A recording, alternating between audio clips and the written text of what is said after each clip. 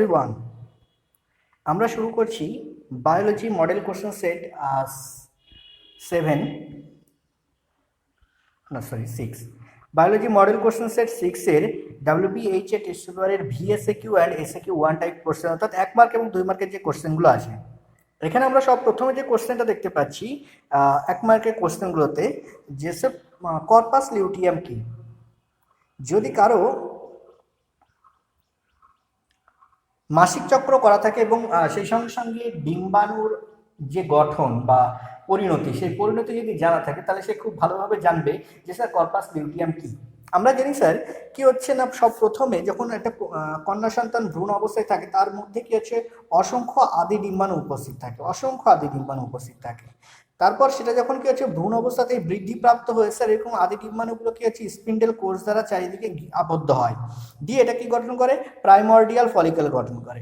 এই প্রাইমর্ডিয়াল ফলিকলের যে সেলগুলো থাকে, সেই সেলগুলো সেল ডিভিশনের মাধ্যমে সেটাকে কিসে পরিণত করবে, প্রাইমারি ফলিকলে পরিণত করবে। এই প্রাইমারি ফলিকল সেকেন্ডারি ফলিকল বা গৌণ ডিম্বথলিতে পরিণত হয়। আর এইভাবেই কি হচ্ছে পরিণতি লাভ করতে করতে সব শেষে গেছে আমাদের গ্রাফিয়ান ফলিকল বা পরিণত ডিম্বথলি গঠন হয়। এই যে স্যার গ্রাফিয়ান ফলিকল বা পরিণত ডিম্বথলি আমাদের গঠন হলো, সেই পরিণত ডিম্বথলি কি হচ্ছে এরকম ভাবে আবদ্ধ উপস্থিত থাকে। এখানে কিউমুলাস সুফোরাস কোষ থাকে, এখানে থিকা ইন্টারনা থিকা এক্সটার্না কোষ উপস্থিত থাকে, গ্রানুলোসা কোষ উপস্থিত থাকে, এরকম বিভিন্ন কোষ উপস্থিত থাকে। তো কি হয়, যখন ও পরিণত হয় সেই সময় কিন্তু FSH হরমোনের প্রভাবে ও কি করে, বিভিন্ন জায়গাতে LH অ্যাকসেপ্টার গঠন করে। কে, FSH হরমোন বিভিন্ন জায়গাতে কি আছে LH অ্যাকসেপ্টার গঠন করে। কোথায় স্যার, গ্রানুলোসা কোষের উপরে। যখন এই LH হরমোনগুলো এখানে যুক্ত হতে হতে কি হচ্ছে ম্যাক্সিমাম মাত্রায় পৌঁছে যায়, তখন কি হয় এইখানে এই গ্রানুলোসা কোষ এবং থিকা ইন্টারনা থিকা এক্সটার্না এই সমস্ত কোষগুলোকে ডিস্ট্রয় করে দেয়। যখন ডিস্ট্রয় হয়ে যায় তখন কি হচ্ছে এখান থেকে এই যে গৌণ ওসাইটটা ছিল, সেই গৌণ ওসাইটটা বাইরে বেরিয়ে আসে। এটাকে আমরা বলি কি, ওভুলেশন। এই ওভুলেশন সম্পন্ন হওয়ার পর এখানে কি হচ্ছে ব্লাডে পরিপূর্ণ থাকে, যেটাকে আমরা বলি কর্পাস হেমোরেজিকাম। আর এই কর্পাস হেমোরেজিকাম কি করছে, তার মধ্যে লিউটিন নামক দানা, কি বললাম, লিউটিন নামক দানা সঞ্চয় করে, যেটাতে পীত বর্ণের দানা অর্থাৎ হলুদ বর্ণের দানা। সেই লিউটিন দানা সঞ্চয়ের মাধ্যমে ও কি হচ্ছে যে গঠনটা তৈরি করে, যার কাজ হচ্ছে কি প্রোজেস্টেরন হরমোন ক্ষরণ করা, তাকে আমরা কি বলবো, কর্পাস লিউটিয়াম বলবো। তাহলে কর্পাস মানে দেহ, আর লিউটিয়াম কথাটা এসছে লিউটিন থেকে, অর্থাৎ যারা লিউটিন সমন্বিত দেহ তাদেরকে আমরা কি বলবো, কর্পাস লিউটিয়াম বলবো। তাহলে চলো এখানে ডেফিনেশনে আমরা দেখে নিই। বলছে মাসিক চক্রের ওভুলেশনের পর অবশিষ্ট গ্রানুলোসা থিকা ইন্টারনা ও এক্সটার্না কোষের মধ্যে লিউটিন নামক দানা সঞ্চয়ের মাধ্যমে, কোন দানা, রঞ্জক দানা সঞ্চয় করে যে গঠন তৈরি করে, তাকে আমরা কর্পাস লিউটিয়াম বলি। কর্পাস লিউটিয়ামের প্রধান কাজ হচ্ছে কি না স্যার, প্রোজেস্টেরন হরমোন ক্ষরণ করা। কোন হরমোন স্যার, প্রোজেস্টেরন হরমোন ক্ষরণ করাই হচ্ছে কি এই কর্পাস লিউটিয়ামের প্রধান কাজ। ওকে, আচ্ছা পরের কোশ্চেনের ক্ষেত্রে চলে আসি। পরের কোশ্চেনের ক্ষেত্রে স্যার কি বলছে না, বলছি গনোরিয়া রোগের প্যাথোজেনের বিজ্ঞানসম্মত নাম। আগের সেটাও আমরা দেখেছিলাম গনোরিয়া রোগের প্যাথোজেনের বিজ্ঞানসম্মত নাম ছিল, সেটা কি জানি স্যার আমরা, নেজেরিয়া গনোরি। নেজেরিয়া গনোরি কি একটা গ্রাম নেগেটিভ ব্যাকটেরিয়া। নেজেরিয়া গনোরি বানান কি হবে, নেজেরিয়া গনোরি। উভয়ের নিচেই কিন্তু আমাদের আন্ডারলাইন করতে হবে, কারণ কি এটা একটা সায়েন্টিফিক নেম, বিজ্ঞানসম্মত নাম, বাইনোমিয়াল নোমেনক্লেচার, যেটা কি বিজ্ঞানী লিনিয়াস, ক্যারোলাস লিনিয়াস কিন্তু এই নামকরণ করেছিলেন। ওকে, আচ্ছা পরের কোশ্চেনের ক্ষেত্রে চলে আসছে স্যার, অ্যালোজোম কাকে বলবো। অ্যালো মিন্স ভিন্ন, আর জোম মানে দেহ। তার মানে কি হচ্ছে একটা দেহে, একটা জীবের দেহে যতগুলো ক্রোমোজোম থাকে, সেই ক্রোমোজোমগুলোর মধ্যে সবাই কিন্তু একই রকমের হয়, কিন্তু যারা সেক্স ক্রোমোজোম হয় তারা কিন্তু ভিন্ন ধরনের হয়। অর্থাৎ আমরা ক্রোমোজোমগুলোকে দুটো ভাগে ভাগ করতে পারি, একটা হচ্ছে অটোজোম আর একটা হচ্ছে অ্যালোজোম। তাহলে অটোজোম কাদেরকে বলবো না স্যার, যারা কি হচ্ছে দেহ গঠনকারী বা দেহের দৈহিক বৈশিষ্ট্য নিয়ন্ত্রণকারী, তাদেরকে আমরা বলবো অটোজোম। আর সেক্স ক্রোমোজোম কি স্যার, না গ্যামেটের মধ্যে যে ক্রোমোজোম স্পেশাল ভাবে আমরা দেখতে পাবো, যার দ্বারা কি হচ্ছে আমাদের লিঙ্গ নির্ধারণ বা সেক্স ডিটারমিনেশন করা হয়, তাকে আমরা বলে থাকি কি স্যার, সেক্স ক্রোমোজোম। এটা ভিন্ন প্রকৃতির হয়, তাই এর জন্য এর নাম দেওয়া হয়েছে অ্যালোজোম। ওকে, পরের কোশ্চেনের ক্ষেত্রে চলে আসি। বলছি ভারতের প্রথম বায়োস্ফিয়ার রিজার্ভের নাম কি। ভারতের প্রথম বায়োস্ফিয়ার রিজার্ভ হচ্ছে নীলগিরি। তামিলনাড়ুতে অবস্থিত যে নীলগিরি নামক জায়গা আছে, সেটাই হচ্ছে কি সব থেকে প্রথম বায়োস্ফিয়ার রিজার্ভ ভারতবর্ষে। নেক্সট কোশ্চেন হচ্ছে কি, ভোপালে, মধ্যপ্রদেশের ভোপালে গ্যাস দুর্ঘটনা হয়েছিল। ভোপাল গ্যাস দুর্ঘটনা নামে আমরা পরিচিত জানি। তো সেটা কি, সেখানে কোন গ্যাসের জন্য এটা হয়েছিল, মিক গ্যাস, MIC, মিক গ্যাস। মিক গ্যাসের ফুল ফর্ম কি স্যার, মিথাইল আইসোসায়ানেট। যদি আমরা দেখি এখানে লিখে দিয়েছি আমরা মিথাইল আইসোসায়ানেট গ্যাসের জন্য। ওকে, এই যে ভারতের প্রথম বায়োস্ফিয়ার হচ্ছে নীলগিরি, এখানে অ্যালোজমের ডেফিনেশন দেওয়া আছে। আর এই যে ভোপাল গ্যাস দুর্ঘটনার জন্য দায়ী হচ্ছে MIC gas, methyl isocyanate, methyl isocyanate. Okay, আচ্ছা পরের কোশ্চেনের ক্ষেত্রে চলে আসি। পরের কোশ্চেন কি বলছে না স্যার, প্রাণীতে পরজীবী অভিযোজনের একটি উদাহরণ দাও। তাহলে প্রাণীতে পরজীবী অভিযোজনের একটি উদাহরণ দাও, এখানে আমরা অভিযোজন লিখেছি, আচ্ছা এখানে লেখা হয়নি, ঠিক আছে আমি বলছি। যেহেতু এরা কি হচ্ছে পরজীবী, মানে এতে নিজেদের কোনো পাচন তন্ত্রের বা ডাইজেস্টিভ সিস্টেমের প্রয়োজন হয় না। কেন? এরা খাদ্য কিন্তু ডাইজেস্ট করে না, এরা কি করে অন্যের ডাইজেস্ট করা খাদ্যকে সরাসরি শোষণ করে।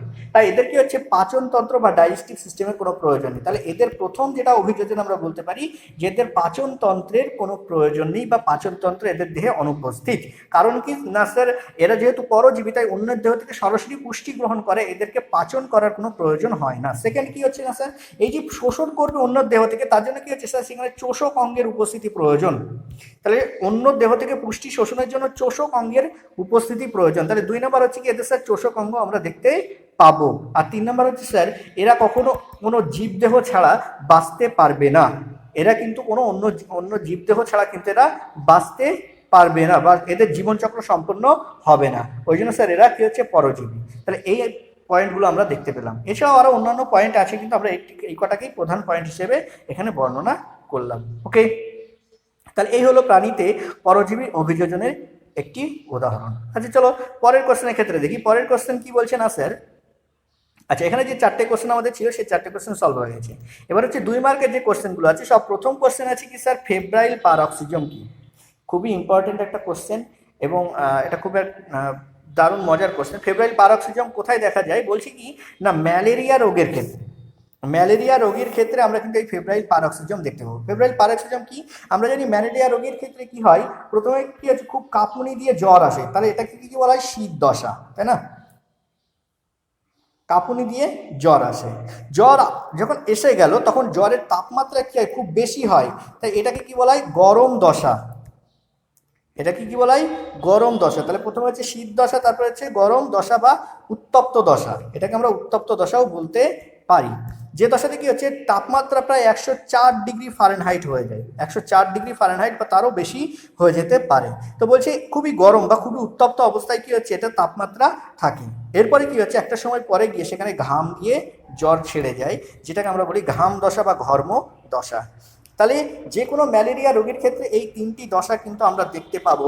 আর এই 3টি দশাকে তাদের লক্ষণ, মেন রোগ লক্ষণ হিসেবে ধরে আমরা কি করি, এটাকে একটা নাম দেওয়া হয়, সেটাকে বলা হয় ফেব্রাইল পারঅক্সিজম। তাহলে স্যার ফেব্রাইল পারঅক্সিজম কি না, ম্যালেরিয়া রোগীর ক্ষেত্রে শীত দশা, উত্তপ্ত দশা এবং ঘাম দশা, এই 3টি দশায় কি হচ্ছে তার রোগ লক্ষণ প্রকাশ পায়। শীত দশাতে স্যার কাঁপুনি দিয়ে জ্বর আসে, গরম দশাতে বা উত্তপ্ত দশাতে স্যার প্রায় 104 ডিগ্রি ফারেনহাইট তাপমাত্রা তৈরি হয়, যার কারণে জ্বর আসে। আর 3 নম্বরে হচ্ছে স্যার যে ঘাম দশা, অর্থাৎ কি হচ্ছে ঘাম দিয়ে কিন্তু জ্বর ছেড়ে যায়। তাহলে এই 3টে দশাকে আমরা একত্রে কি বলবো ফেব্রাইল পারঅক্সিজম বলবো। এই 3টি দশাকে আমরা ফেব্রাইল পারঅক্সিজম বলবো। তাহলে এই গেল আমাদের ফেব্রাইল পারঅক্সিজমের কোশ্চেন। তাহলে এখানে আমরা যদি সলিউশন পেপারে অ্যান্সারটা দেখে নিই একবার, তাহলে সেখানে দেখি কি বলা হয়েছে ফেব্রাইল পারঅক্সিজম সম্পর্কে। এই যে বলছে ম্যালেরিয়া জ্বরের 3টি দশা, শীত দশা, উত্তাপ দশা এবং ঘাম দশাকে একত্রে আমরা কি বলবো ফেব্রাইল পারঅক্সিজম বলবো। ওকে, আচ্ছা নেক্সট কোশ্চেনের ক্ষেত্রে আসি। নেক্সট কোশ্চেন কি বলেছে স্যার, 2 নম্বর কোশ্চেন আমাদের এখানে কি বলেছে না স্যার টেলোমেয়ারের 2টি কাজ লেখো। তাহলে টেলোমেয়ারের কাজ কি হতে পারে। আমরা জানি টেলোমেয়ার কোথায় অবস্থান করে না, যদি একটা ক্রোমোজোম হয় সেই ক্রোমোজোমের একদম শেষ প্রান্তকে, এই একটা ক্রোমোজোম, এটা সেন্ট্রোমেয়ার, এই একটা ক্রোমোজোম, এই যে তাহলে শেষ প্রান্তকে আমরা কি বলি টেলোমেয়ার, এদিকে এটা শেষ প্রান্ত টেলোমেয়ার। তাহলে ক্রোমোজোমের শেষ প্রান্তকে আমরা কি বলে থাকি টেলোমেয়ার। টেলোমেয়ারের কাজ কি, দুটো ক্রোমোজোমের 2 প্রান্তকে নির্দেশ করে, আর প্রান্ত দুটো কি আছে পরস্পর থেকে পৃথক থাকে। তাহলে স্যার পাশাপাশি অবস্থিত দুটো ক্রোমোজোমের মাঝখানে এই যে ক্রোমোজোমগুলোকে পরস্পর থেকে পৃথক রাখার কাজ কার টেলোমেয়ারের। তাহলে স্যার টেলোমেয়ারের একটা অন্যতম কাজ হচ্ছে কি স্যার পাশাপাশি অবস্থিত 2টি ক্রোমোজোমের প্রান্তদ্বয়কে পরস্পরের থেকে পৃথক রাখা বা যুক্ত হতে বাধা দেওয়া, এটা হচ্ছে তার অন্যতম কাজ। স্যার 2 নম্বর কাজ কি হচ্ছে না, টেলোমিয়ার ক্রোমোজোমকে নিউক্লিয়েজ নামক উৎসেচকের ক্রিয়ার হাত থেকে রক্ষা করে। আমরা জানি কি নিউক্লিয়েজ, আমরা পড়েছি এন্ডোনিউক্লিয়েজ উৎসেচক, যেটা কি করে ক্রোমোজোমকে কাটতে বা ডিএনএ কে কাটতে সাহায্য করে, তাই না। যেটাকে আমরা মলিকুলার সিজার বলা হয়। তো এখানে কি হচ্ছে না স্যার, এই যে টেলোমেয়ার, সেই টেলোমেয়ার কি করে, ওই রকম কোনো নিউক্লিয়াস উৎসেচকের হাত থেকে ডিএনএ বা ক্রোমোজোমকে রক্ষা করে। কারণ কি, যদি নিউক্লিয়াস উৎসেচক একটা ক্রোমোজোমের উপর আপতিত হয় তাহলে সেখানে কিন্তু সে ওই ক্রোমোজোমটাকে কেটে ফেলতে পারে বা নষ্ট করে দিতে পারে, বিনষ্ট করতে সক্ষম। আচ্ছা, 3 নম্বর কি বলছে না, টেলোমেয়ার প্রয়োজন অনুসারে কোষের বার্ধক্য এবং মৃত্যু ঘটায়। যদি দেখা যায় সেই কোষের মধ্যে কোনো রকম কি হয়েছে, বিপজ্জনক কিছু মিউটেশন ঘটে গেছে, তাহলে কি হতে পারে না, টেলোমেয়ার কিন্তু সেই কোষের মৃত্যু ঘটিয়ে দিতে সক্ষম। তাহলে এক কথায় আমরা বলতে পারি কোষের বার্ধক্য এবং মৃত্যুর জন্য দায়ী কে, টেলোমেয়ার। তাহলে টেলোমেয়ার কিন্তু সেটাকে মৃত্যু ঘটাতে সক্ষম। তাহলে এই গেল আমাদের পরের কোশ্চেন। আচ্ছা, তারপরে কোশ্চেন আমরা আসি, বলছে ডিএনএ রেপ্লিকেশনের দুটি বৈশিষ্ট্য দেখো। ডিএনএ রেপ্লিকেশন একটা খুবই ইম্পর্টেন্ট জায়গা, খুবই কমন জায়গা, যেখানে আমরা কি হচ্ছে সমস্ত ঘটনাগুলোকে আমরা জানি। ডিএনএ রেপ্লিকেশনের ক্ষেত্রে কি কি হয়, আমার মডেল কোশ্চেন সেট 1 এই বায়োলজিতেই যে 3 মার্কের কোশ্চেনগুলো ছিল, এসকিউ 2 টাইপস কোশ্চেন, সেখানে আমরা কিন্তু রেপ্লিকেশন প্রসেস সম্পর্কে বর্ণনা করেছি। যারা দেখোনি ভিডিওটাকে দেখে নেবে।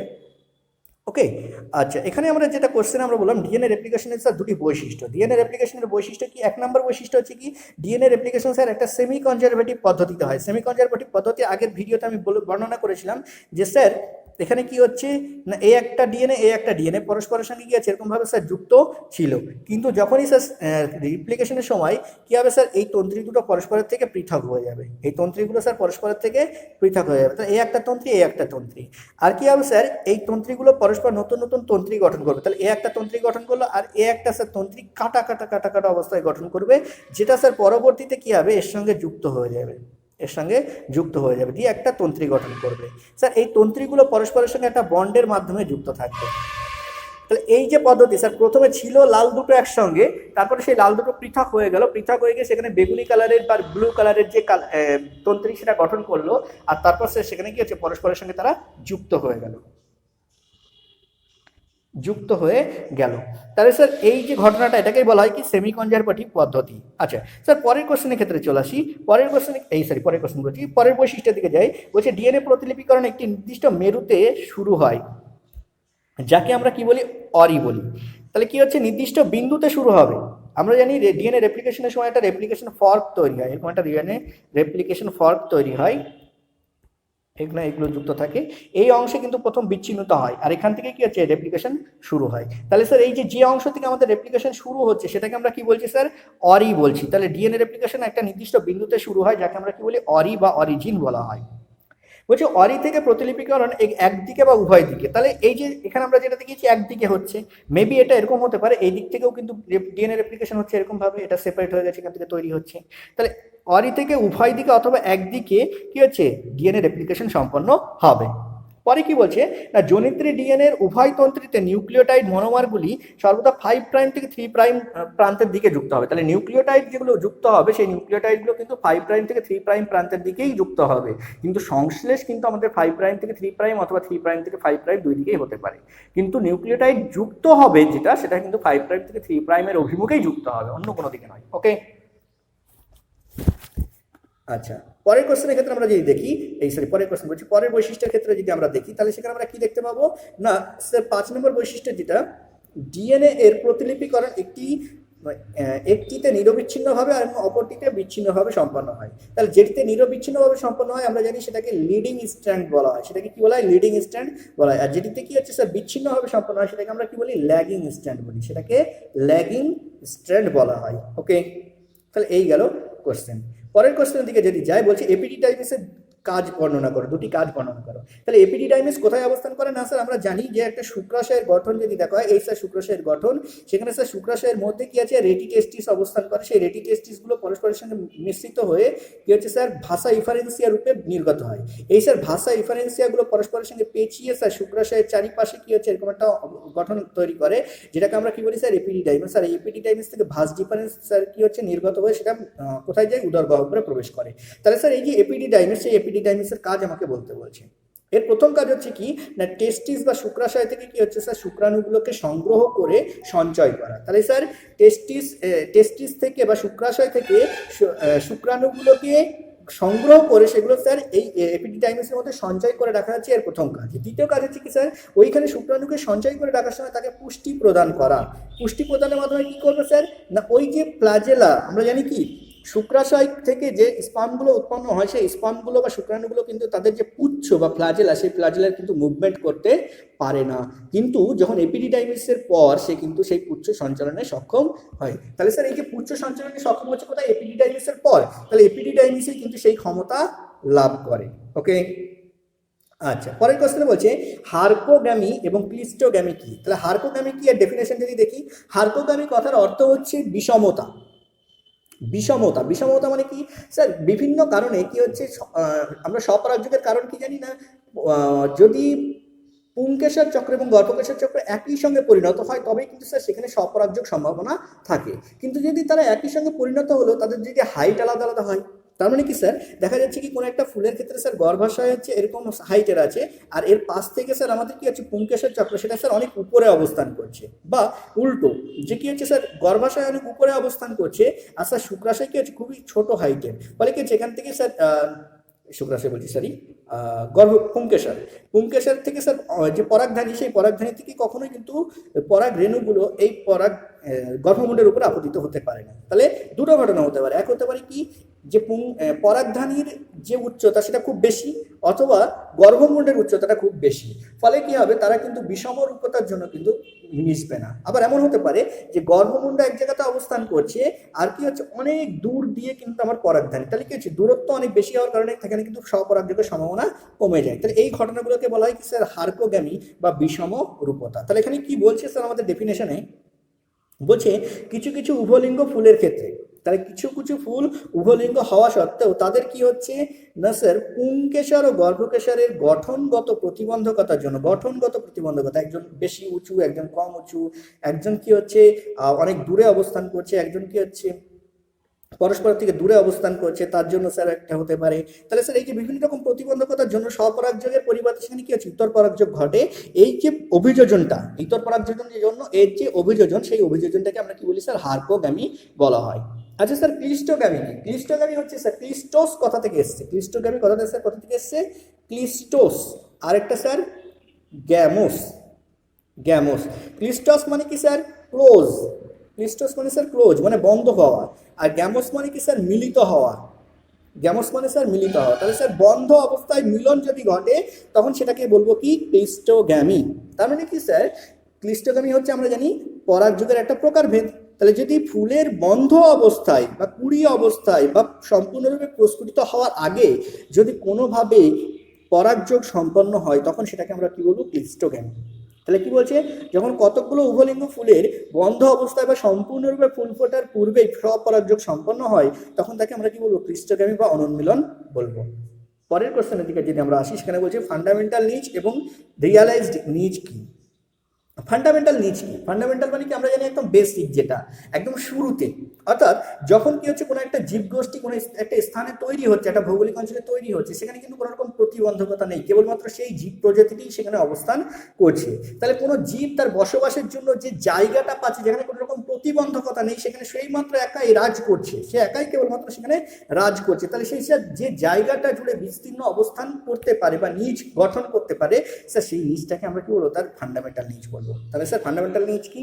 আমরা জীবের বসবাসযোগ্য স্থানে কোনোরূপ প্রতিবন্ধকতার বা প্রতিকূলতার অনুপস্থিতিতে জীবটি যে বিস্তীর্ণ অঞ্চল জুড়ে অবস্থান করতো তাকে কি বলা হবে ওই জীবের ফান্ডামেন্টাল নিচ। তাহলে যদি কোনো রকম প্রতিবন্ধকতা না থাকে একদম শুরুতে সেই কেবলমাত্র সেখানে আছে রাজ করছে সেখানে, তাহলে সেটা কি হবে স্যার তার জন্য ফান্ডামেন্টাল নিচ। কিন্তু স্যার যখনই সেখানে কি আছে ধীরে ধীরে অন্যান্য প্রজাতির আবির্ভাব ঘটবে, অন্যান্য প্রজাতির আবির্ভাব যখন ঘটবে একটা বাস্তুতন্ত্র স্যার যখন গঠন হবে তখন কি হবে স্যার না সেখানে বিভিন্ন রকম প্রতিবন্ধকতা বিভিন্ন রকম প্রতিকূলতা দেখা যাবে, বিভিন্ন রকম আন্তঃক্রিয়া সম্পন্ন হবে, সেখানে প্রিডেশন হতে পারে, সেখানে পরজীবিতা আসতে পারে, বিভিন্ন রকম প্রতিবন্ধকতা বা প্রতিকূলতার সৃষ্টির জন্য কি হবে স্যার না সে কিন্তু বিস্তীর্ণ অঞ্চল জুড়ে না থেকে একটা সংকীর্ণ অঞ্চল জুড়ে অবস্থান করবে। স্যার এই যে সংকীর্ণ অঞ্চল জুড়ে সে অবস্থান করছে এইটাকে কি বলা হবে তার রিয়েলাইজড ইমেজ, এটাকেই বলা হবে তার রিয়েলাইজড ইমেজ। স্যার এবার হচ্ছে কি ওর সঙ্গে অথবা দিয়ে কোশ্চেনটা আছে পপুলেশনের লজিস্টিক বৃদ্ধি বলতে কি বোঝো? স্যার লজিস্টিক মানে যুক্তিগতা, যৌক্তিকতা। স্যার একটা আছে এক্সপোনেনশিয়াল বৃদ্ধি, এক্সপোনেনশিয়াল বৃদ্ধি সেখানে অসম্ভবের কথা একটা, মানে কি ক্রমাগত বাড়তে বাড়তে বাড়তে বাড়তে অসীম অসংখ্য জীব কি হচ্ছে সে সৃষ্টি করতে পারবে, কিন্তু আমরা কি জানি বাস্তবে কোনো কিছুরই বৃদ্ধি কিন্তু অসীম বা অসংখ্য পরিমাণে হতে পারে না। কি হচ্ছে স্যার, বিভিন্ন প্রতিবন্ধকতার কারণে কি হচ্ছে একটা সময় পরে গিয়ে কিন্তু তার বৃদ্ধি কমে যাবে এবং সে কি হচ্ছে একটা নির্দিষ্ট সীমা পর্যন্ত বাড়ার পর আবার কি কমবে অথবা স্থিতিশীল অবস্থায় থাকবে, সেটাকে আমরা কি বলবো না লজিস্টিক বৃদ্ধি বলবো। যেমন স্যার এখানে আমরা ডেফিনেশন বলছি, কোনো জীব প্রজাতি সংখ্যা নিরবিচ্ছিন্নভাবে অনন্তকাল জ্যামিতিক বৃদ্ধি দেখায় না, কারণ পরিবেশগত বাধা এই বৃদ্ধির হারকে রোধ করে বা কমিয়ে দেয় এবং নির্দিষ্ট সীমা পর্যন্ত জনসংখ্যা বাড়ে তারপর হঠাৎ কমে যায় কিংবা একটা স্থিতিশীল অবস্থায় অবস্থান করে। এই ধরনের বৃদ্ধিকে আমরা কি বলি, পপুলেশনের লজিস্টিক বৃদ্ধি। আমরা জানি যে শেপ একটা বৃদ্ধি আমাদের দেখতে পাই, তাই না? সেখানে কি হয় স্যার, এরকম ভাবে কি হচ্ছে না, ফার্স্ট বৃদ্ধি হয়ে গেল, হওয়ার পর হঠাৎ করে কি হচ্ছে কমে যাচ্ছে। তাহলে স্যার এই যে এটাকে আমরা কি বলছি ম্যাক্সিমাম মাত্রা, এই যে মাত্রাটা স্যার এটা হচ্ছে কি ম্যাক্সিমাম মাত্রায় বৃদ্ধি, এরপর স্যার কমে যাচ্ছে। তাহলে এই যে স্যার আকৃতিটা গ্রাফের, এটা হচ্ছে কি যে আকৃতির গ্রাফ, এটা হচ্ছে যে আকৃতির গ্রাফ। আরেকটা গ্রাফ স্যার আমরা জানি কিরকম হয়, এস আকৃতির গ্রাফ, যেটাকে আমরা সিগময়েড গ্রাফও বলে থাকি, যেটাকে আমরা কি সিগময়েড গ্রাফও বলে থাকি। তাহলে স্যার এই যে সিগময়েড গ্রাফ আমার আছে, সেই সিগময়েড গ্রাফটা কেমনটা দেখতে হবে স্যার, এই যে গ্রাফ আঁকছি, এই যে এই একটা নির্দিষ্ট মাত্রা পর্যন্ত স্যার এখানে কি হচ্ছে সীমাবদ্ধ হয়ে গেল, এরপরে স্যার আর বাড়বে না, সেটাকে হচ্ছে স্থিতিশীল অবস্থায় চলে আসলো। তাহলে স্যার এই দুই রকমের গ্রাফ আমরা দেখতে পারি, একটা হচ্ছে যে আকৃতির গ্রাফ আর একটা হচ্ছে এস আকৃতির গ্রাফ, যারা কি হচ্ছে স্যার লজিস্টিক গ্রাফ। ওকে, নেক্সট কোশ্চেন স্যার, আর এটাই হচ্ছে লাস্ট কোশ্চেন আমাদের এই টপিক্সের এবং এই মডেল কোশ্চেন সেটের যে 2 মার্কের কোশ্চেনগুলো আছে তার মধ্যে সব থেকে শেষ কোশ্চেন হচ্ছে একটা হচ্ছে স্যার মিশ্র চাষের সুবিধাগুলো কি কি, আর সেকেন্ড কোশ্চেন যেটা আছে, ও সরি এখানে এটাই শেষ কোশ্চেন। আচ্ছা তাহলে মিশ্র চাষের সুবিধা কি স্যার, মিশ্র চাষের সুবিধা হচ্ছে কি স্যার না, বলছি জলাশয়ের সকল স্তরগুলোকে আমরা ব্যবহার করতে পারি। মিশ্র চাষ মানে কি স্যার, এই একটা জলাশয় আছে, এই জলাশয়কে আমরা 2-3টে স্তরে ভাগ করে দিলাম। একদম উপরে সারফেস ফিডারদেরকে রাখা হয়, এখানে কি হচ্ছে মিডল ফিডারদেরকে রাখা হয়, আর একদিকে হচ্ছে বেন্থিক ফিডারদেরকে। একদম নিচে কিছু কিছু মাছ আছে একদম জলাশয়ের গভীরে বসবাস করতে পছন্দ করে বা সেখান থেকে খাদ্য গ্রহণ করে। কিছু কিছু মাছ আছে যারা একদম উপরিভাগ থেকে জলের সারফেসে বা পৃষ্ঠতলে অবস্থান করে এবং সেখান থেকে খাদ্য গ্রহণ করে থাকে। আর কিছু আছে স্যার যারা মাঝে লিমনেটিক অঞ্চলে সাঁতার কাটতে পছন্দ করে এবং সেখান থেকে খাদ্য গ্রহণ করতে পছন্দ করে। তাহলে স্যার এই যে 3টে জায়গা, সারফেস ফিডার যারা তারা স্যার উপরিভাগ থেকে খাদ্য গ্রহণ করে, যারা লিমনেটিক স্তরে সে সাঁতার কাটতে পছন্দ করে তারা স্যার লিমনেটিক অঞ্চল থেকে খাদ্য গ্রহণ করে, আর যারা স্যার বেন্থিক অঞ্চলে থাকতে পছন্দ করে তারা বেন্থিক অঞ্চল থেকে কি করে খাদ্য গ্রহণ করে। তাহলে স্যার প্রত্যেকটা স্তরকে কিন্তু আমরা কাজে লাগাতে পারছি এবং সব জায়গাটায় কি হচ্ছে আমাদের সম্পূর্ণরূপে মাছ চাষের জন্য ব্যবহার হচ্ছে। তাই বলছে জলাশয়ের সকল স্তরগুলিকে মাছ চাষের জন্য আমরা ব্যবহৃত করতে পারি। সেকেন্ড বলছে স্যার মাছেরা ভিন্ন ভিন্ন স্তর থেকে খাদ্য গ্রহণ বা অভিযোজিত খাদ্য গ্রহণে অভিযোজিত বা অভ্যস্ত হওয়ায় সেখানে কি হচ্ছে কোনো রকম স্যার প্রতিযোগিতা দেখা যায় না। কিন্তু যদি স্যার একই স্তরে আমরা চাষ করতাম মাছ চাষ অনেকটা মাছ, তাহলে কি হতো সবাই খাদ্যের জন্য কিন্তু একে অপরের সঙ্গে লড়াই করতো, এর ফলে কিন্তু একটা প্রতিযোগিতা হতো, খাদ্যের পুষ্টির অভাবে অনেকে মারা যেত, অনেকে অক্সিজেনের অভাবে মারা যেত। কিন্তু কি হচ্ছে সমগ্র অঞ্চলে এরা বসবাস করার ফলে সেখানে কিন্তু প্রত্যেকে আলাদা আলাদা জায়গা থেকে অক্সিজেন এবং খাদ্যকে গ্রহণ করছে, ফলে কোনো রকম প্রতিযোগিতা সেখানে দেখা যাচ্ছে না। 3 নম্বর হচ্ছে স্যার বলছে এখানে এক প্রজাতির মাছ অন্য কোনো প্রজাতির মাছের ক্ষতি করতে পারে না। আমরা জানি তেলাপিয়া জাতীয় মাছ কি করে অন্যান্য ছোট ছোট মাছগুলোকে খেয়ে ফেলে। তো যেহেতু কি হচ্ছে তেলাপিয়া মানে যেহেতু এখানে কি হচ্ছে সেরকম কোনো গল্প নেই যে না স্যার প্রত্যেকে আলাদা আলাদা স্তরে অবস্থান করছে বা বৃহৎ আকৃতির মাছগুলো ক্ষুদ্র ক্ষুদ্র মাছগুলোকে খেয়ে ফেলে, এখানে কিন্তু সেই গল্প নেই, কারণ প্রত্যেকে আলাদা আলাদা স্তরে বসবাস করছে, ফলে কি হচ্ছে কেউ কারো জায়গাতে গিয়ে দখল করবে না। তাহলে স্যার এইখানে কি হচ্ছে সেই ক্ষতির হাত থেকে রক্ষা পাওয়া যায়। আর 3 নম্বর হচ্ছে স্যার মাছ চাষের জন্য ব্যয় কম হয়। ব্যয় কেন কম হয় স্যার, সবাইকে যদি আমরা এক জায়গাতে চাষ করতে পারি প্রত্যেকের জন্য আলাদা আলাদা জলাশয়ের আমার প্রয়োজন হবে না, ফলে কি হচ্ছে স্যার ব্যয় কম হয়। আর ব্যয় কম হওয়ার জন্য স্যার আমাদের লাভটা কিন্তু অধিক পরিমাণে হয়ে থাকে, লাভটা কিন্তু অধিক পরিমাণে হয়ে থাকে। তাহলে স্যার এই হচ্ছে আমাদের এখানকার গল্প যে মিশ্র মাছ চাষের সুবিধা। ওকে ওকে, তাহলে এই পর্যন্ত আমাদের গেল মিশ্র মাছ চাষের সুবিধা, আমরা এগুলো বর্ণনা করে নিলাম। তাহলে এই পর্যন্ত আমাদের এখানে মডেল কোশ্চেন সেট 6 কমপ্লিট হলো। নেক্সট ভিডিও আমাদের আসবে মডেল কোশ্চেন সেট 7 কে নিয়ে আমরা আলোচনা করব। তো ততক্ষণ পর্যন্ত সবাই পড়াশোনা করতে থাকো। অল দ্য ভেরি বেস্ট, এক্সামের জন্য বেস্ট উইশ থাকলো, ভালো করে প্রিপারেশন নাও। আর এখানে আজকে শেষ, বাই।